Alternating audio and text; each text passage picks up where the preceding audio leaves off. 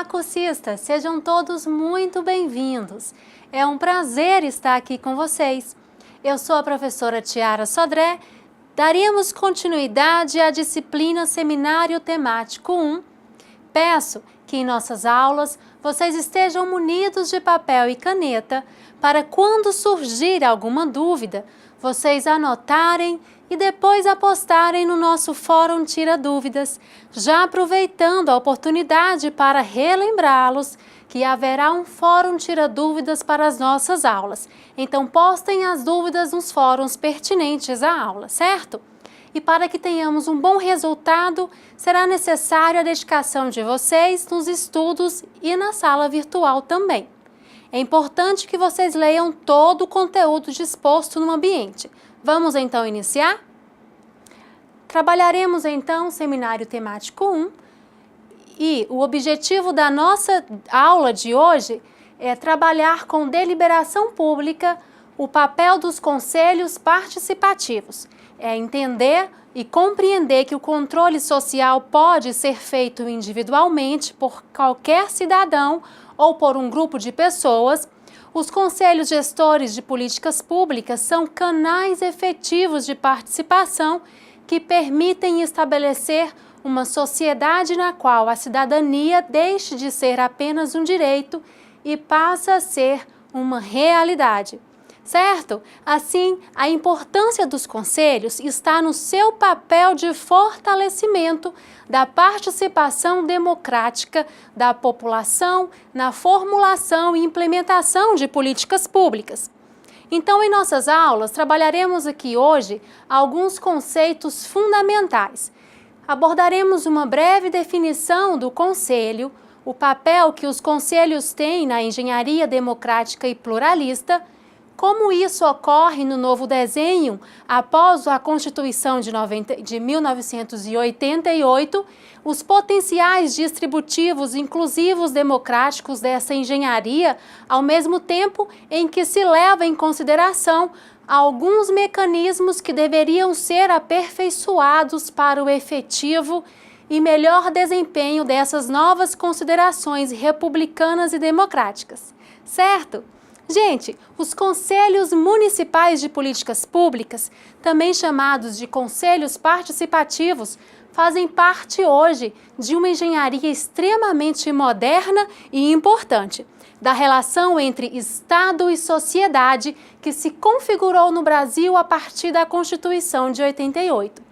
Os conselhos têm algumas competências e possibilidades muito interessantes, porque eles permitem que a sociedade civil, agora dentro do aparelho do Estado, em uma esfera quase que paritária entre sociedade e poder público, tenham a capacidade de apresentar novas demandas, discutir sobre o orçamento e implementação dessas políticas, fazer controle social, ao mesmo tempo que produz uma metamorfose muito importante sobre a cultura democrática, permitindo um controle maior da sociedade civil sobre aquilo que, na verdade, produz o seu elo mais forte da sociedade política, que é a destinação e o uso dos recursos públicos na forma de política e respostas às demandas sociais.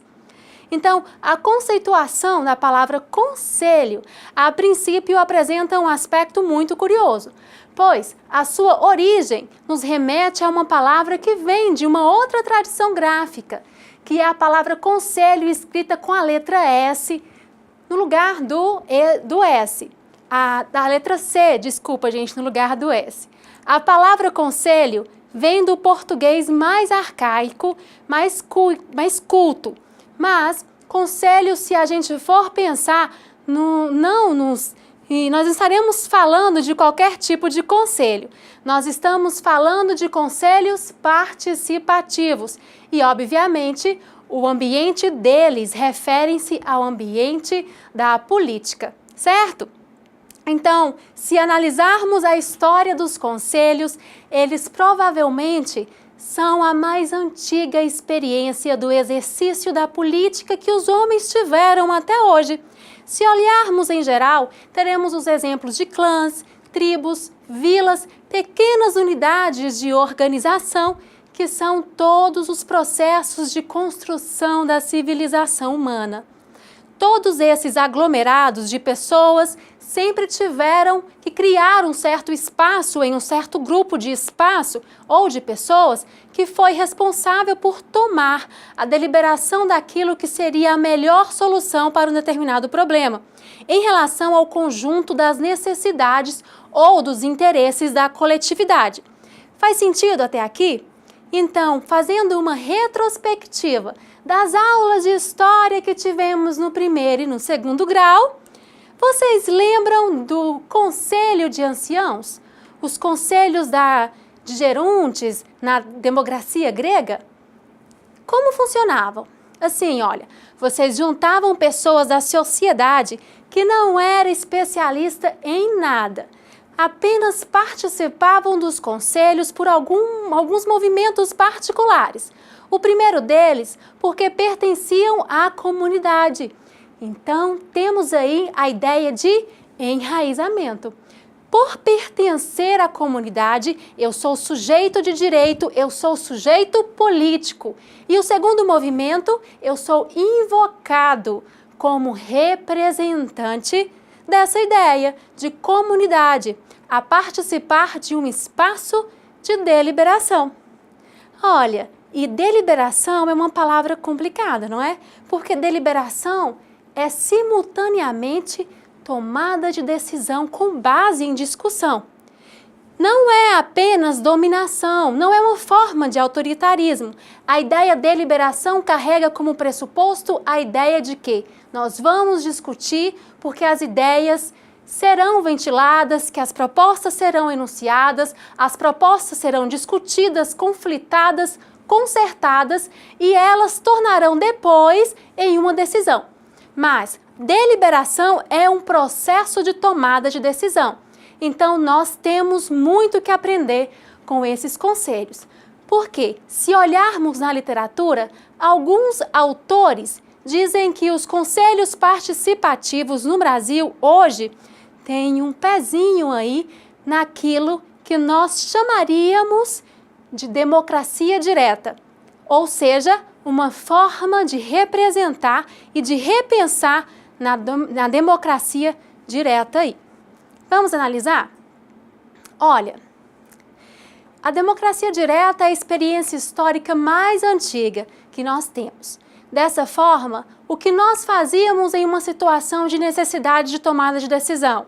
Por exemplo, ou você vai ser invadido pelos seus vizinhos, ou você tem um problema de um caos na agricultura, ou tem um processo qualquer que interrompa a vida social. Assim, vocês invocam aqueles que pertencem à comunidade. E o que é isso? Enraizamento. Para fazer o quê? Deliberar.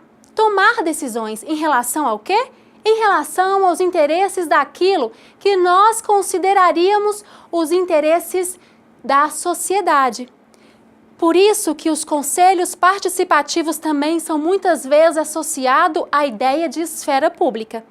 Tranquilo? Então, o que os conselhos representam desde a sua mais longa tradição? Eles são expressões da coletividade.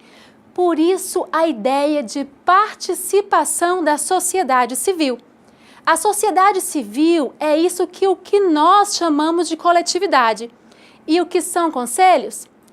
Olha, os conselhos são espaços, são arenas decisórias, ou seja, os conselhos significam que aquilo que se discutem ali não foi pré-fixado antes, mas vai ser exatamente mediado, discutido, conflitado e decidido naquele ambiente.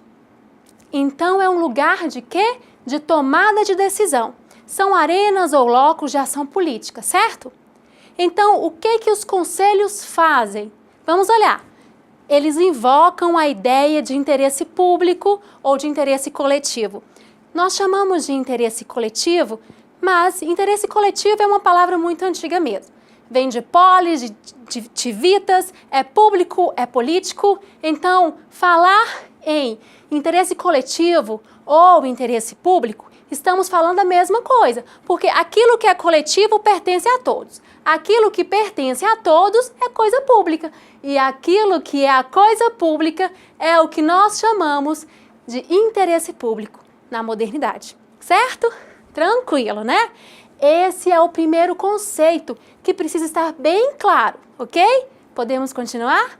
Então, os conselhos não são especificamente uma construção da experiência brasileira nos últimos 30 ou 20 anos.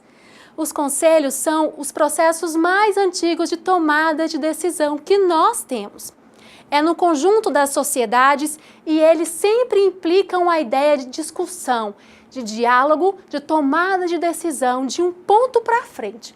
Eles não reproduzem uma ordem, mas eles são capazes de construir o futuro. Olha, é como se eles fossem uma ponte suspensa entre a coletividade, que é a coletividade que precisa resolver uma coisa, e o que ela precisa se tornar. Então, o antes e o depois. Os conselhos, exatamente porque têm a capacidade de produzir uma síntese que seria a melhor escolha de um elemento em um determinado momento, é que deu a tradição da nossa linguagem de pedirmos conselho a alguém. Que nós aconselhamos alguém? Dessa forma, os conselhos também têm uma tradução na experiência cotidiana, porque nós achamos que o ato de aconselhar é a melhor solução para determinada realidade, não é? Então, se você pede conselho para alguém, você acha que não vai ser sacaneado por essa pessoa, não é isso? Porque essa pessoa está, de certa maneira, representando aquilo que seja do seu interesse, certo? Associa-se isso aí. Vamos analisar. Então, esta é a outra questão que precisa ficar bem claro para vocês. Não tem como separar os conselhos do ambiente político. E, de uma forma particular, de ambiente político, é a questão de deliberação pública. Tudo bem? Faz sentido até aqui? Então, isso vai ficar como elemento de fundo para nós pensarmos em outra questão. Como os conselhos que têm essa natureza irão aparecer neste cenário, ou seja, nesse sistema que nós falamos aqui, que estabelece a relação entre sociedade e Estado? A relação entre sociedade e Estado não é uma relação que existia na política antiga, ela é uma relação moderna, que nós achamos que os indivíduos estão em uma ponta e que o Estado está na outra ponta. Se recordarmos bem, nas tribos indígenas não existia um Estado. Eles conseguiam ter autoridade política, mas eles não têm Estado burocrático, que é diferente daquilo que os indivíduos são. Isso é uma marca da modernidade. Tranquilo, não é? Então, neste conceito, a modernidade separou dois ambientes, a esfera privada e a esfera pública, que nós já vimos.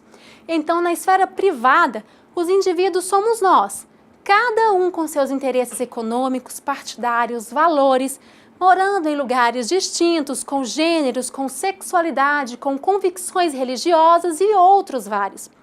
Esse mosaico de ações que as pessoas realizam no seu cotidiano, nós chamamos de quê? Esfera privada. E muitas vezes identificamos a esfera privada como a ideia de sociedade civil. E a sociedade civil é o mundo dos indivíduos. E o que se opõe à sociedade civil? A sociedade política, ou seja, o Estado. Visto que, no final das contas, o Estado é outro ambiente, que, de certa forma, não é composto por pessoas. O quê? Ele é composto por um aparato ou aparelho que tem como função representar o conjunto da sociedade. Então, se olharmos o mundo moderno, o desenho da sociedade antiga era um pouquinho diferente da sociedade moderna, porque na antiguidade era só um círculo onde os indivíduos estão dispersos aqui nas laterais e os conselhos ficavam aqui no centro do poder. Então, nós tínhamos aqui os conselhos no centro, bem bonitinho, e os indivíduos na base. E na sociedade moderna, será que é assim? Vamos verificar. Então, no centro do poder, até fisicamente, se analisarmos a antiguidade, quando os conselhos se reuniram eles estavam no centro das comunidades, no lugar de quê? De tomada de decisão, e os indivíduos estavam nas bordas, como nós vimos. Mas não tem diferença, porque o indivíduo que está plantando é aquele que é chamado para tomar decisão no conselho. O indivíduo que estava guerreando é aquele que é chamado para tomar decisão no conselho. Isso nós chamaríamos de representação direta, porque é uma representação da sociedade que está separada entre uma especialidade política, como nós sabemos que tem no mundo moderno, e uma especialidade da vida cotidiana que nós também sabemos que existe no mundo moderno. Então, o desenho atual não é tão simples como esse círculo que nós vimos. Ele tem um lugar especial e importante para os conselhos de deliberação. Então, qual seria o desenho representativo do mundo moderno? Podemos representá-lo com a junção de dois círculos sobrepostos. Vejamos. Representando a sociedade civil e o Estado. Então, quer dizer que tem separação? Tem. Tem separação de funções, separação de competências, separações de liberdade e de poderes. Então, na base, é o que comumente chamaríamos de sociedade, e o que está em cima, a noção de Estado. Veja, mas não seria complicado se colocarmos o Estado em cima e a sociedade embaixo? Não, porque na final das contas, nas sociedades modernas, todo o poder emana de quem? Do povo, e o povo é a sociedade. Todo o poder emana do povo e em seu nome é exercido, o que significa que o Estado deveria estar embaixo da sociedade. Mas a verdade é que a gente sabe que o Estado, exatamente por ter capacidade, é de coerção, porque define leis, e assim por diante, em grande medida, se desloca da sociedade, muitas vezes produzindo um efeito de ordenamento ou de dominação. Então, baseado no conceito de que o Estado tem capacidade de imprimir marcas na sociedade, é que esta, por sua vez, tem o poder de controlar o Estado, que é isso que nós chamamos o tempo todo, e estamos o tempo todo fazendo com o controle social. E controle social, vulgarmente, é o quê? É puxar esse Estado cada vez mais para onde? Para o controle da sociedade. Por quê? Porque o pressuposto que organiza o contrato político moderno é todo poder emana do povo. A palavra povo não significa só indivíduos. Significa também indivíduos e coletividade dos indivíduos. Então não é o interesse de um que tem que se valer no conjunto das relações modernas. É o conjunto dos indivíduos, o interesse coletivo, certo? Se todo o poder, então, emana do povo, como nós vimos, nós temos uma relação estabelecida que é assim. O poder está onde? Nos indivíduos. E eles se expressam onde? No Estado. Por isso que nós dizemos que o Estado moderno é representativo. E por que representativo? Porque todo o poder emana do povo e em seu nome é exercido. E é porque todo poder emana do povo que dizemos que o Estado tem que ser como um espelho ou uma fotografia daquilo que os indivíduos querem. Por isso que nós chamamos que esse Estado é representativo. E por esse motivo, talvez, a melhor fórmula do Estado moderno seja para nós a democracia. Porque a democracia, gente, é exatamente esse mecanismo. Os indivíduos estão aptos a escolher o tempo inteiro aqueles que ocuparão o comando do Estado e que farão do Estado uma ferramenta a favor dos interesses da coletividade. Isso é representação política, entendido? Olha, preste atenção. Representação e participação não são a mesma coisa. São formas diferentes de construção das identidades políticas. Então, voltando àquele nosso desenho, frisa-se que o Estado está em cima, embaixo está a sociedade, mas observem que tem um caminho determinado para que o poder construído na sociedade chegue como uma representação do Estado. O Estado está a serviço da comunidade. E como vocês acham que o Estado devolve essa representação para a sociedade? Como é que a sociedade civil diz para o Estado aquilo que ela quer? Através de quê? dos processos eleitorais. É assim que a comunidade informa ao Estado aquilo que ela deseja através dos processos eleitorais. Por isso que temos essa engenharia enorme de eleições, eleições para vereadores, deputados estaduais, deputados federais, para prefeitos, governadores, presidente, para o Senado. E para que tudo isto?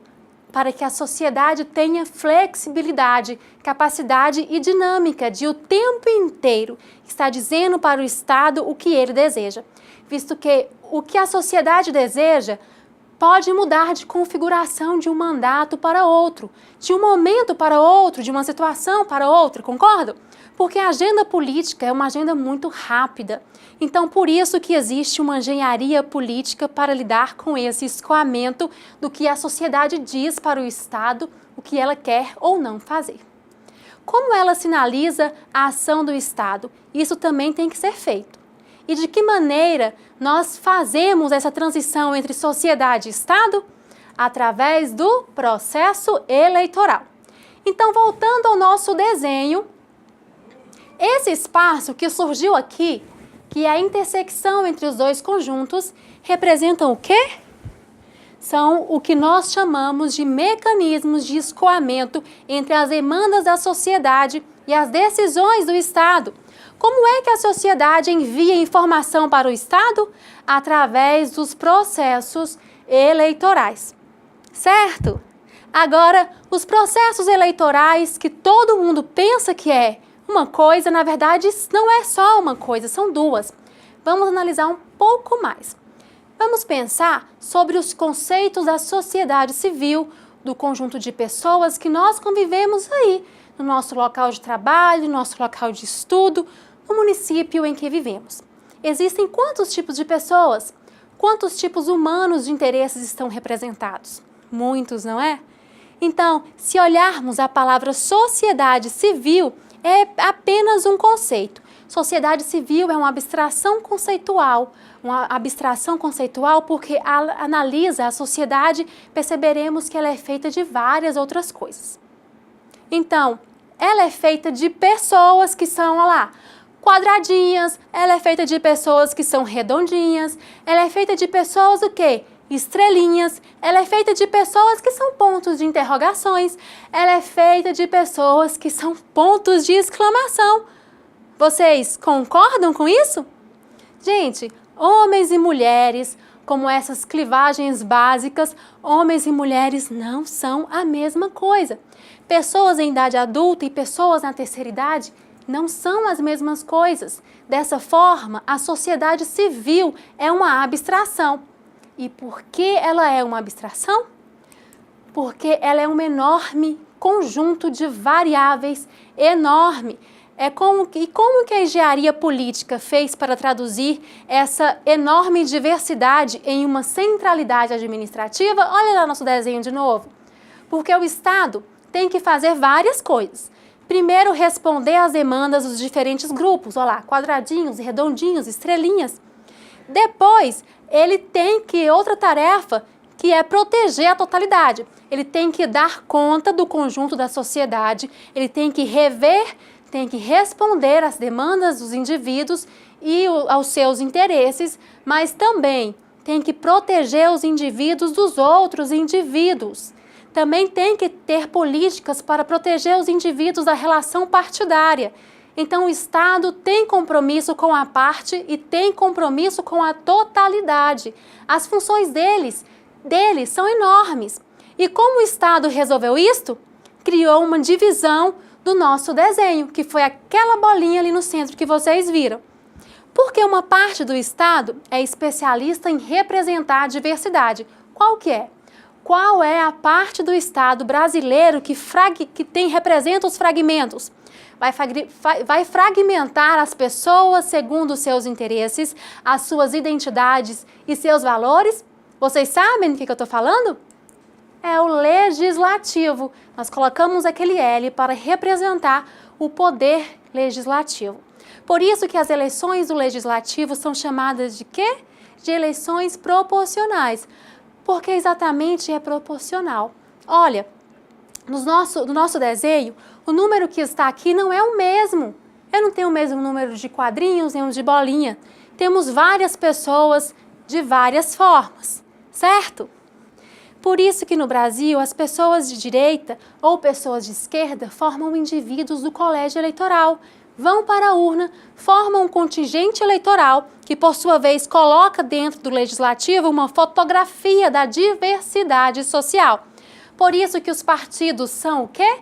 Uma correia de transmissão dos interesses dos indivíduos. Eles não podem ser totalidade, tem que representar quem é de direita e quem é de esquerda, quem é de cima e quem é de baixo, desde que não coloquem em risco a totalidade, certo? Porque o partido quer chegar onde? No Estado. E a obrigação do Estado é o quê? Proteger a diversidade e a totalidade. Então, desde que os indivíduos e os projetos partidários não sejam antissistema, por exemplo, no Brasil, como na maioria dos países civilizados de Estado de Direito, não se pode criar um partido nazista. É óbvio, porque se colocarmos um partido nazista disputando o processo eleitoral e o candidato chegar lá para dizer que vai matar as pessoas que acha que são ruins para a manutenção da sociedade, é complicado, não é? Isso é antissistema. Pressupõe-se que não votamos em partido terrorista. Aquilo que faz o partido chama-se responsabilidade pública. E responsabilidade pública, gente, defende a diferença dentro do marco da legalidade. Dentro do marco republicano, é por isso que os partidos têm exatamente essa função. Por isso, às vezes, quando assistimos um programa de televisão, ouvimos dizer: a bancada ruralista votou assim em tal lugar. Eles têm o direito a votar de tal maneira. O problema é que tem que vencer nesse jogo duas coisas, preste atenção. O critério da diferença, que é o critério de maioria ou minoria, mas também o critério do interesse republicano, que será explicado mais adiante, mas citamos apenas para que fique mais claro. O legislativo, que se expressa aonde? Nos vereadores, nos deputados estaduais, federais. E o que esse processo é? Aquilo que se revela a diferença da sociedade. Até porque a diferença vai mudando de posição conforme o processo político vai andando. Essas diferenças fazem o quê, gente? Atualizam o processo político. Essa é a obrigação deles, por isso que a gente diz que eles fazem leis. Fazem leis seguindo o quê? Seguindo a mudança da diferença dessa sociedade. Vamos para um exemplo? Olha, há 55 anos atrás nós conseguiríamos pensar sobre proteção de direitos aos homossexuais no Brasil? Não, não poderíamos. Mas mudou o campo e o direito tem que vir se ajustando a essa nova demanda. Há 35 anos atrás, ouvia-se falar de meio ambiente? Também não, né? Virou-se uma demanda, tem que chegar e influenciar o Estado através do Legislativo. O outro mecanismo é, se eu pegasse toda essa diferença e jogasse dentro do aparelho do Estado, o Estado não funcionaria, porque o Estado tem que tomar o quê? Decisões. E as decisões, infelizmente, não podem ser X, Y ou Z. As decisões são sempre sim ou não, para cima ou para baixo, elas são sempre muito minimalistas, porque elas têm que ser eficazes. Então, como é que fazemos a máquina do Estado administrar? Ou aquilo que nós chamamos de governança. Como é que o Estado governa? Através do Executivo. E por que Executivo? Porque justamente, olha lá o que está lá no centro. Porque justamente ele executa, porque ele tem não só a obrigação de tomar as decisões para o conjunto da sociedade, mas o executivo tem também a possibilidade de executar e implementar. Se ele implementa, se ele tem esse poder e essa competência, ele não pode ser representação pela minoria, porque senão aquilo que ele falaria não seria legitimidade nenhuma. Por isso que nós dizemos que eleições para o Executivo são eleições majoritárias. O que faz a eleição do Legislativo é a porcentagem, é a fração. Certo? O que faz a eleição do executivo? 50% mais um, se chegarmos até o segundo turno nas eleições. Porque é preciso a aprovação, é preciso o aval, a delegação de poder de pelo menos a maioria da sociedade para tomar uma decisão. Então, a sociedade não pode respirar? Claro que ela pode respirar, porque a outra metade do poder está no legislativo.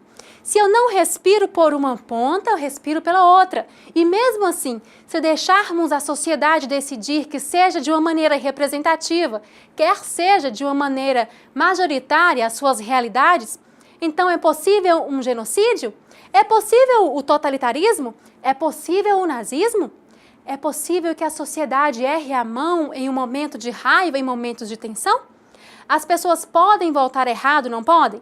Elas podem votar pela comoção, por isso há dificuldades em trabalhar com plebiscitos quando as questões são muito tensas, envolvem muita emotividade e o lado pessoal dos indivíduos, certo? Então, se é assim, se temos dois processos eleitorais que revelam tensões diferentes, visto que a maioria não é a totalidade, quem é que vai representar a totalidade? Porque ainda parte é majoritário. Então, quem representa a totalidade, gente? Vamos lá? O judiciário, isso mesmo.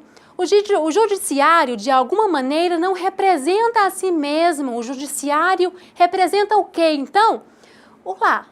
O judiciário, representado pela letra J no nosso desenho, representa aquilo que é a base da sociedade moderna. É o que nós chamamos de Constituição. Então, na verdade, nós temos dois níveis. A princípio, a primeira impressão é que quando analisamos a anatomia da relação política da sociedade moderna, a sociedade e o Estado não é exatamente assim, porque a sociedade é uma miríade de pessoas diferentes, com características diferentes, olha aí embaixo, e valores muito diferentes, com interesses e demandas. Então, tá bom. De um lado teremos uma sociedade mais complexa e do outro lado o Estado? Não, porque o Estado não é o Estado são 4. O Estado é o legislativo, que é uma forma de representação, ele tem que ser plural por princípio, tem um executivo, cuja forma de representação é ser a maioria por princípio, e o judiciário, que é ser a salvaguarda do interesse geral da nação, que está expresso onde? Na Constituição. Aí ficamos com um desenho bem mais estruturado. Porque quando falamos de representação política no mundo moderno, teremos uma máquina muito bem estruturada. Agora, se ela está funcionando corretamente ou não, depende daquilo que nós fazemos com ela. Mas a máquina está aí para ser corretamente utilizada, certo? Então, para esse desenho, que tem escoamento para tudo, nós chamamos de Estado moderno de direito, Estado democrático.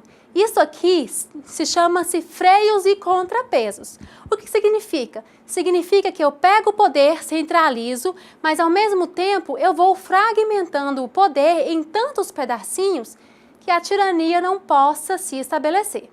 Porque senão, gente, o Estado se concentra o poder da sociedade, poderia se voltar contra ele, né? O que objetiva todo esse desenho? Vamos verificar. O que é que esse todo desenho vem dizer pra gente?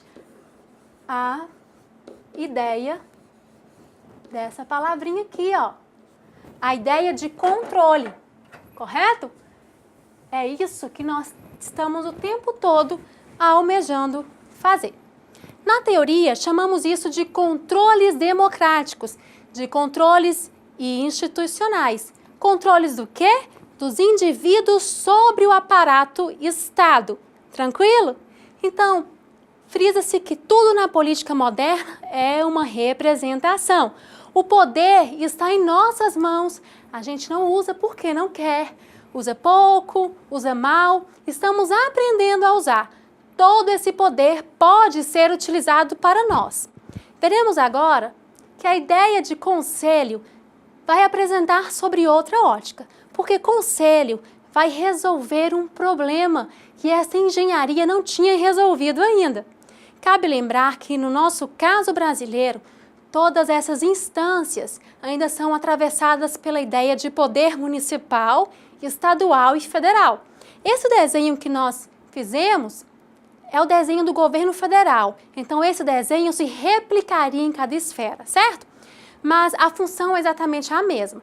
Então, se levarmos em consideração que a situação moderna é essa aqui, a sociedade civil de um lado e o Estado do outro, certo? Nós sabemos que toda a relação de poder sobe com a noção de quê? Olá, soberania. E as normas da sociedade onde elas vivem. Por outro lado, alguma coisa tem que descer para controlar os indivíduos segundo as regras que eles mesmos definiram, não é isso? Então, de um lado, o poder dos indivíduos sobem a partir do quê? Do processo eleitoral. E do outro lado, as decisões coletivas se tornam realidade a partir do quê? Do processo legal. É a partir das leis, que está representada aqui, bem bonitinha, que orientam o conjunto da sociedade. Então, o poder vai do círculo maior para o círculo menor, de que forma? Do processo eleitoral, onde os partidos políticos representam isso aí. Complicado? Claro que não, né, gente? Então, bem tranquilo. A soberania sobe e as leis, elas vêm para nortear toda essa relação aí entre o Estado e a sociedade. Vocês já repararam que no Brasil nós não votamos em pessoas? Como assim, professora? Quer dizer que nós não podemos escolher as pessoas? Eu quero dizer que nós votamos em partido. E às vezes as pessoas dão pouco valor para aquilo que os partidos representam. Os partidos são sujeitos à política. Claro que os partidos são constituídos por grupos de indivíduos que querem chegar ao poder. Claro que os partidos são obrigados a dar resposta à sociedade, mas os partidos têm grau de autonomia que nós deveríamos levar mais em consideração. Deveríamos participar mais da vida partidária, porque se vocês algum dia quiserem fazer valer o direito republicano de eleger-se e ser eleito, que é um direito que todos nós temos, vocês só poderão fazê-lo pela via partidária. E nós sempre achamos que partido está lá fora. A maioria da sociedade sempre acha que o partido está do lado de lá fora, que não pertence à nossa realidade. Ele está na nossa realidade. É o que nós não acostumamos a enxergar. Certo? Então, os partidos são essas correias de transmissão das demandas da sociedade na luta pelo quê? Pelo controle do Estado. E para que controlar o Estado? Porque é o Estado que, de alguma forma, devolve as normas sociais. Então, o que o Estado é? Produtor de normas sociais. É o que mais que as pessoas disputam. As pessoas disputam ferozmente o quê? Políticas públicas. Olha lá. Então, de um lado, são as leis e do outro lado, as políticas públicas. Assim, teremos o marco legal e políticas públicas que virão resolvendo os problemas da sociedade. Certo? Então, vamos analisar uma outra questão. Sabemos que na engenharia institucional é levado em consideração o problema da pluralidade, mas não se leva em consideração no desenho mais formal da engenharia institucional que o Estado não é neutro. E por que o Estado não é neutro? Porque os grupos podem se aparelhar do poder e usar exatamente o seu poder político a favor dos grupos sociais, dos quais eles se originam contra o conjunto da sociedade. Nós sabemos na literatura, nos jornais que isso acontece. E qual é o nome que damos para isso? Isso se chama patrimonialismo. O que é patrimonialismo? É tornar patrimônio privado aquilo que é público, alvo. Olha lá. Como exemplo, temos o fluxo de influências, o problema de você dar as concessões para os grupos que está ligado politicamente a você e não a outros. É a questão de você privilegiar determinados setores e não outros setores. Então, nós temos ali o problema de apropriação privada do público.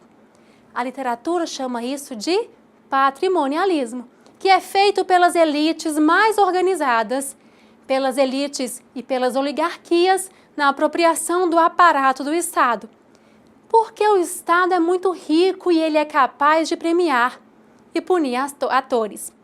E como é que a engenharia política resolveu esse problema, criando um mecanismo para o estatal, que influencia na tomada de decisão?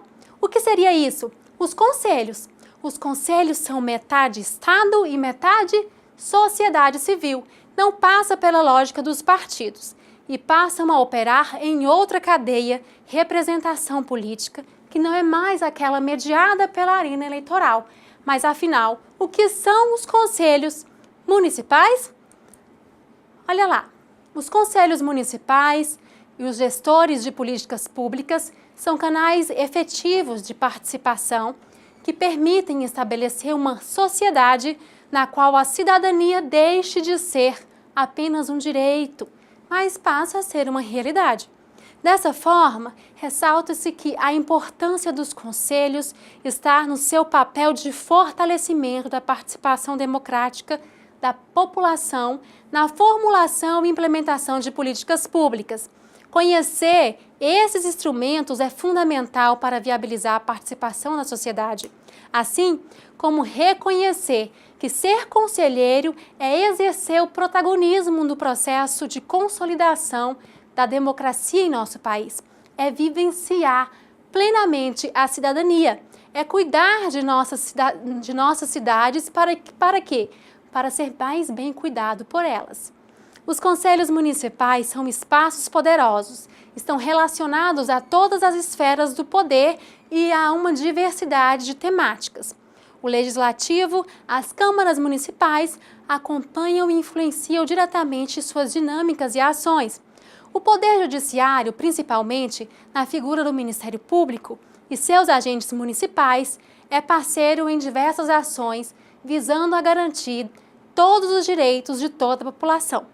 Por fim, o Executivo é sempre integrante dos conselhos municipais, pois a função essencial desta instância é exercer o controle social das atividades da Prefeitura. Frisa-se, então, que o controle social pode ser feito individualmente, por qualquer cidadão ou por um grupo de pessoas. Os conselhos gestores de políticas públicas são canais efetivos de participação que permitem estabelecer uma sociedade na qual a cidadania deixe de ser apenas um direito, mas passa a ser uma realidade, como nós já abordamos. A importância dos conselhos está no seu papel de fortalecimento da participação democrática da população na formulação de quê? Da implementação de políticas públicas. Então, vamos para mais uma definição? Os conselhos são espaços públicos de composição plural e paritária entre Estado e sociedade civil, de natureza deliberativa e consultiva, cuja função é formular e controlar a execução das políticas públicas setoriais. Os conselhos são o principal canal de participação popular, encontrada nas 3 instâncias do governo: federal, estadual e municipal. Então, os conselhos devem ser compostos por um número par de conselhos, sendo que, para cada conselheiro representante do Estado, haverá um representante da sociedade civil. Por exemplo, se tivermos no conselho 14 conselheiros, 7 serão representantes do Estado e 7 representarão a sociedade civil. Mas há exceções à regra de paridade dos conselhos, tais como na saúde e na segurança alimentar. Os conselhos de saúde, por exemplo, são compostos por 25% de representantes de entidades governamentais, 25% de representantes da entidade não governamentais e 50% de usuários dos serviços de saúde do SUS. E quais são as responsabilidades dos conselhos? Vamos para alguns exemplos. Olha, o Conselho de Alimentação Escolar, ele objetiva controlar o dinheiro da merenda, a parte da verba que vem do governo federal e outra parte vem da prefeitura. Ele verifica se O que a prefeitura comprou está chegando nas escolas, ele analisa a qualidade da merenda comprada e ele verifica se os alimentos estão bem armazenados e conservados. Olha um outro exemplo, o Conselho Municipal de Saúde. Ele objetiva controlar o dinheiro da saúde, acompanhar as verbas que chegam pelo Sistema Único de Saúde e os repasses dos programas federais. Ele participa da elaboração das metas para a saúde e deve se reunir pelo menos uma vez por mês. Tranquilo? Faz sentido para vocês? Esses são apenas alguns exemplos. Nós temos vários conselhos municipais, tais como o Conselho Municipal de Turismo, o Conselho de Meio Ambiente, Conselho das Mulheres, Conselho das Crianças e Adolescentes, Conselho dos Idosos, dentre outros. Pesquisem e visitem os conselhos municipais que existem na sua cidade. Certo? Então compreendemos a definição do conselho e o que os conselhos têm na engenharia democrática e pluralista foram os temas propostos na aula de hoje. E com isso, encerramos os assuntos da nossa aula. Espero que vocês tenham gostado e que tenham absorvido ao menos um pouco do que vimos aqui hoje. Lembre-se de acessar a sala virtual, participar dos fóruns e postar as suas dúvidas. E não se esqueçam dos estudos do material disposto no ambiente virtual. Por enquanto é só, bons estudos e até a próxima!